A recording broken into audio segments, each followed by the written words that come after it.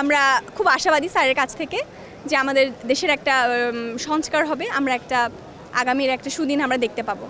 বাংলাদেশের রাজনৈতিক প্রেক্ষাপট বদলে দিল কোটা সংস্কার আন্দোলন। স্বৈরাচার শেখ হাসিনা পতনের পর অন্তর্বর্তীকালীন সরকারের প্রধান উপদেষ্টা হিসেবে শিক্ষার্থীদের প্রথম পছন্দ ডক্টর মোহাম্মদ ইউনূস।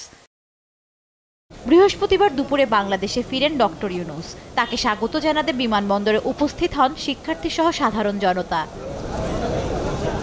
ফুলেল শুভেচ্ছা দিয়ে পছন্দের নেতাকে বরণ করে নেন বৈষম্য বিরোধী ছাত্র আন্দোলনের সমন্বয়কেরা। বৈষম্য বিরোধী ছাত্র আন্দোলনকে ইউনূস দ্বিতীয় স্বাধীনতা হিসেবে উল্লেখ করেন, আর এই স্বাধীনতা রক্ষা করার আহ্বানও জানান তিনি। যে সরকার হবে সেই সরকার মানুষকে রক্ষা করবে, মানুষের আস্থাভাজন হবে। এটা কেউ জোর করে তাকে বলার যে ভালো আছে এটা না, সে নিজে নিজে বিশ্বাস করবে। সরকারি লোক দেখলে বলবে আমার লোক, আমাকে রক্ষা করার লোক। এরপর শিক্ষার্থীদের সাথে বৈঠকে বসেন ডক্টর মোহাম্মদ ইউনূস। বৈঠক শেষে গুলশানের নিজ বাসভবনের দিকে রওনা হন তিনি।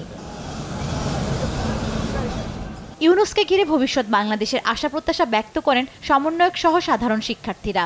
আমাদের নেতাকে যখন সামনে পেয়েছি অবশ্যই আমাদের সকলের মনোবল অনেক বেড়ে গেছে। বাংলাদেশের তরুণদের হাত ধরেই বাংলাদেশ পুনর্গঠিত হবে, উনি জাস্ট হচ্ছে সহযোগিতা করবেন। সুশীল সমাজ সহ একটা সুন্দর দেশ তৈরি করুক, যেখানে সব নাগরিকের সমান অধিকার থাকবে, কোনো বৈষম্য থাকবে না।